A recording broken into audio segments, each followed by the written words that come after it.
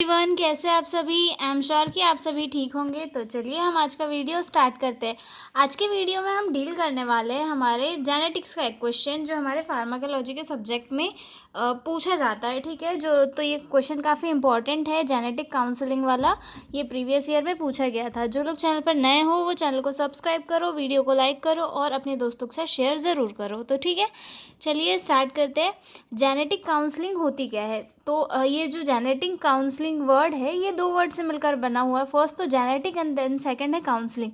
Genetic का मतलब होता है अनुवांशिक। ठीक है, अनुवांशिक मतलब पीढ़ी दर पीढ़ी, यानी कि हमारे जो पेरेंट्स होते हैं उनसे हमारे अंदर क्या गुण आते हैं उन सभी की जो स्टडी होती है वो जेनेटिक कहलाती है।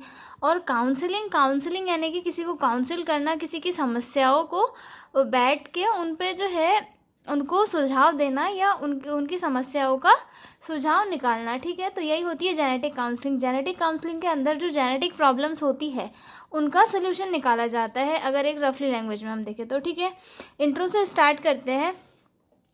Genetic counselling is a process that help people understand genetic health risk. मतलब जेनेटिक काउंसलिंग एक ऐसी प्रोसेस है जिसमें लोगों को हेल्प दी जाती है किस चीज़ के लिए, मतलब ऐसी हेल्थ रिस्क को अंडरस्टैंड करने के लिए, मतलब ऐसे हेल्थ रिस्क को समझने के लिए जो हमारी जेनेटिक हेल्थ से रिलेटेड है। ठीक है, it explain how certain diseases can be inherited in families with advances in science. Many genetic test are available now.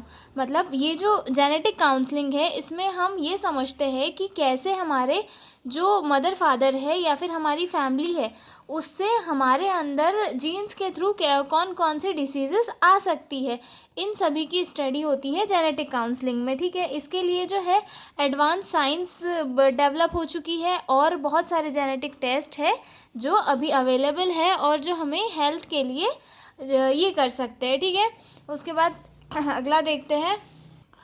Councillor talk about family history and explain result clearly. मतलब जो genetic counsellors होते हैं वो family history के बारे में पूछते हैं, उसको एनालाइज करते हैं और उसके जो रिजल्ट है उसके बारे में जो पेशेंट होता है उसे एक्सप्लेन करते हैं। ठीक है, इस प्रोसेस में this process is important for people with inherited disease risk. मतलब ऐसे जो पर्सन है जिन्हें इनहेरिटेड डिसीज़ का रिस्क है उनके लिए ये प्रोसेस इम्पॉर्टेंट है। It help reduce fear and uncertainly about genetics. मतलब जो जेनेटिक काउंसलिंग है ये बहुत इम्पॉर्टेंट है फियर को रिड्यूस करने के लिए। जो पर्सन है जिन्हें जेनेटिक डिसीज़ का मतलब कोई भी ये हो सकता है, उन्हें डर है कि हमें जेनेटिक डिसऑर्डर है तो हमारे बच्चे को भी हो सकती है, तो इस चीज़ को ट्रीट करने के लिए जो जेनेटिक काउंसलिंग है वो इम्पॉर्टेंट साबित हो सकती है। डेफिनेशन देखते हैं। Genetic counselling is a process that explain inherited health condition. It help people understand genetic risk and test result. मतलब जेनेटिक काउंसलिंग एक ऐसी प्रोसेस है जिसमें इनहेरिटेड हेल्थ रिस्क, जैसे कि कोई सिंड्रोम्स होता है, डाउन सिंड्रोम होता है, टर्नर सिंड्रोम होता है, ऐसी कंडीशंस को जेनेटिक काउंसलिंग के थ्रू एक्सप्लेन किया जाता है और ये लोगों को जेनेटिक हेल्थ रिस्क को समझने के लिए जो है प्रोत्साहित भी करती है। ठीक है, अब पर्पस देखते हैं कि जेनेटिक काउंसलिंग की क्यों जाती है। ठीक है, फर्स्ट है provide concert accurate information about inherited disorder. मतलब ये जो जेनेटिक काउंसलिंग है वो इनहेरिटेड डिसऑर्डर के बारे में एक्यूरेट इन्फॉर्मेशन देने के लिए की जाती है। ठीक है, allow people to who are affected by inherited disease to make informed choice about future reproduction planning of family। मतलब ऐसे पर्सन जो ऑलरेडी इनहेरिटेड डिसीज़ से परेशान है उन्हें फ्यूचर में होने वाली उनकी फैमिली प्लानिंग के बारे में एजुकेट करना। ठीक है, कि अगर वो फैमिली करते हैं तो उनकी फैमिली में भी डिसऑर्डर्स जो हो सकते हैं उनके बच्चों को, इन सारी चीज़ों के बारे में उन्हें एजुकेट करना। ठीक है, to understand the option for dealing with the risk occurrence. मतलब जो रिस्क फैक्टर होते हैं जेनेटिक प्रॉब्लम्स के होने के, उन्हें अंडरस्टैंड करना। ठीक है, to decreasing the incidence of genetic disorder. मतलब जो जेनेटिक डिसऑर्डर्स होते हैं उनके इंसिडेंस को रिड्यूस करना, ठीक है। Reducing the impact of the disorder, मतलब जो डिसऑर्डर अगर हो गया है उसके इम्पैक्ट को बॉडी पर कैसे रिड्यूस करना होता है, उसके लिए जो है जेनेटिक काउंसलिंग यूज़ की जाती है। अब इसके एम्स देख लेते हैं। फर्स्ट है to promote informed decision by involve family members. To promote informed decision by involve family members, मतलब फैमिली मेम्बर्स को जो उनकी फैमिली में आने वाला पर्सन है उसके बारे में पहले से ही एजुकेशन या फिर उनके उसके सिम्टम्स के बारे में बता देना, जिसकी इससे वो लोग जो डिसाइड कर पाए कि उन्हें उस मेम्बर को फैमिली में लाना है या नहीं, ठीक है। To explaining alternative risk of genetic disorder, लोगों को अल्टरनेटिव रिस्क जो होते हैं जेनेटिक डिसऑर्डर्स के उनके बारे में समझाना। To decrease the incidence of genetic disorder, मतलब जेनेटिक डिसऑर्डर के इंसिडेंस को रिड्यूस करना। Reducing the impact of the disorder, मतलब जो डिसऑर्डर्स होते हैं उनके इम्पैक्ट को रिड्यूस करना। To clarify the families option available treatment and programs, मतलब जो फैमिलीज़ होती है उन्हें जेनेटिक डिसऑर्डर को ट्रीट करने के लिए क्लैरिफाई करना है कि बहुत सारे ऑप्शंस हैं आपको इस ट्रीटमेंट को मतलब इस डिसीज़ को ट्रीट करने के लिए, ठीक है। आगे देखते हैं principles of genetic counselling. It is a therapeutic measure, मतलब ये एक थेराप्यूटिक प्रोसेस होती है। It include establishment of accurate diagnosis, मतलब इसमें जो एक पर्सन की एक्यूरेट डायग्नोसिस की जाती है, ठीक है। इसमें कोई भी मिस पॉइंट या फिर ऐसी कोई गलतियां नहीं की जाती है, क्योंकि छोटी सी गलती से भी बहुत बड़ी चीज़ें क्रिएट हो सकती है, ठीक है। It requires special aptitude for communication. Genetic counselling में एक कम्युनिकेशन बहुत ही इम्पॉर्टेंट होता है, क्योंकि अगर किसी पर्सन का कम्युनिकेशन अच्छा होगा तभी वो जो सामने पेशेंट है या उसके अटेंडर है उसे अच्छे से हैंडल कर पाएगा, काउंसिल कर पाएगा, ठीक है। Genetic counsellor work as a part of a health care team. जो जेनेटिक काउंसलर्स होते हैं वो हेल्थ केयर की टीम के जैसे वर्क करते हैं, ठीक है। The counsellor should be perform privately quality with adaptive time for discussion and questions, मतलब जो काउंसलर्स होते हैं उन्हें अपने जो पेशेंट या अटेंडर होते हैं उन्हें एक मतलब सेटिस्फाइड करना चाहिए पहले तो काउंसलिंग से। दूसरा, उन्हें उन प्रॉपर टाइम देना चाहिए, जो उन्हें एडिक्वेट लगता है उसके हिसाब से उन्हें डिस्कशन करना चाहिए, उनके साथ उनकी क्वेश्चनरीज का सॉल्व करना चाहिए और पेशेंट को जो है सेटिस्फाई करके ही काउंसलिंग कंप्लीट करना चाहिए, ठीक है। Question should be answered openly and honesty. जो काउंसलर्स होते हैं उनके द्वारा जो है हर एक क्वेश्चन का आंसर ऑनेस्टली दिया जाना चाहिए, क्योंकि जेनेटिक काउंसलिंग बहुत इंपॉर्टेंट होती है।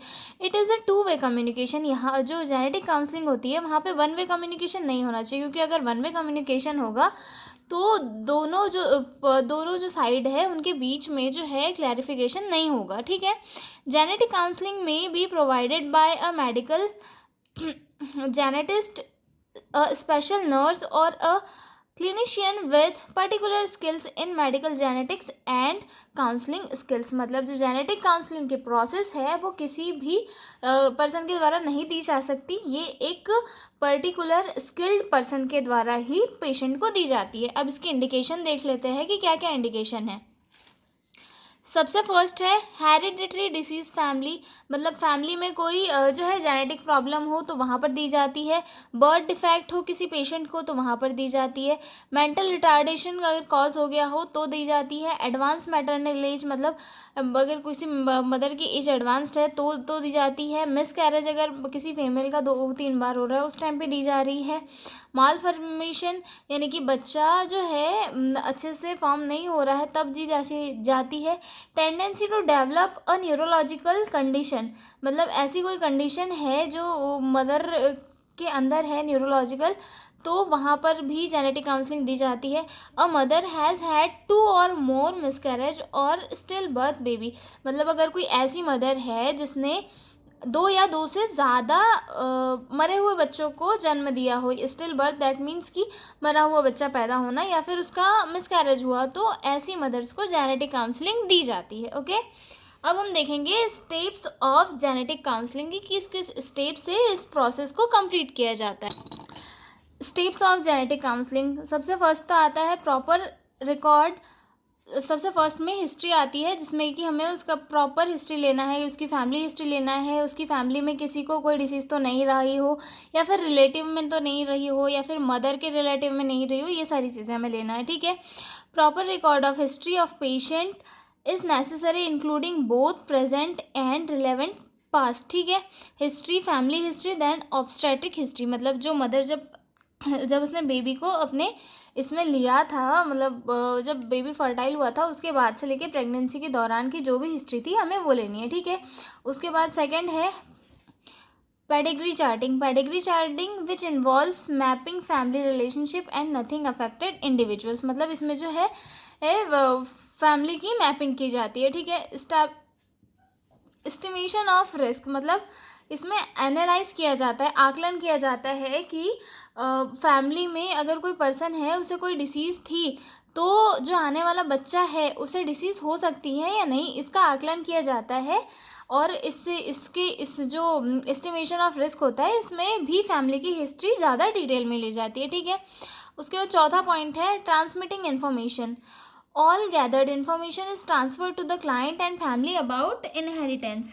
Give psychological and emotional support, provided guidance. जो ट्रांसमिटिंग इन्फॉर्मेशन होती है, इसमें जो काउंसलर्स होते हैं वो फैमिली से सारी इन्फॉर्मेशन कलेक्ट करते हैं, उनको एनालाइज करते हैं। एनालाइज करने के बाद में जो सारी इन्फॉर्मेशन है उन्हें एनालाइज करके जो है पेशेंट अटेंडर को बताते हैं कि आपकी फैमिली में ये कंडीशन थी जिसकी वजह से आपके बच्चों को ये सिचुएशन या फिर कंडीशन क्रिएट हो सकती है। तो उन्हें उस बारे में साइकोलॉजिकल सपोर्ट देते हैं, इमोशनल सपोर्ट देते हैं और गाइडेंस प्रोवाइड करते हैं कि आपको क्या क्या करना चाहिए, ठीक है। अब इसमें एक फिफ्थ स्टेज आती है जो मैनेजमेंट।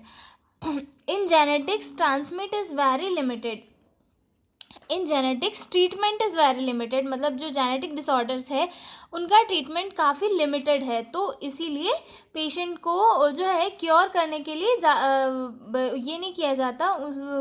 जो जेनेटिक काउंसलिंग का एम ही होता है कि प्रिवेंट किया जाए जेनेटिक डिसऑर्डर को, ना कि क्योर, ठीक है। It naturally aim for prevention rather than cure, ठीक है। Treatment is there for directed towards minimizing the damage by early detection and preventing further irreversible damage. Treatment जो है वो कुछ इस पे किया जा सकता है जिससे कि सिम्टम्स रिड्यूस हो, पर जो मेन सिम्टम्स है वो एकदम जो डिसीज़ है उसे ख़त्म नहीं किया जा सकता। अब एप्लीकेशन देखते हैं कि जेनेटिक काउंसलिंग के एप्लीकेशन क्या क्या होते हैं। तो प्रीनेटल जेनेटिक काउंसलिंग होती है। प्रीनेटल जेनेटिक काउंसलिंग कैसे, जब जो बच्चा कंसीव होता है, मदर की कंसीव होने के पहले जो है मदर और फादर को जेनेटिक काउंसलिंग दी जाती है। उसके बाद जो पेडियाट्रिक होती है वो जब बच्चा छोटा रहता है तब, एडल्ट यानी कि एडल्ट एज में, और कैंसर जेनेटिक काउंसलिंग यानी कि अगर कोई पर्सन है उसे कैंसर की शिकायत है तो उस टाइम उसे जेनेटिक काउंसलिंग दी जाती है, ठीक है। अब nurse of role in genetic counselling की रोल, नर्स का क्या क्या रोल होता है, ठीक है।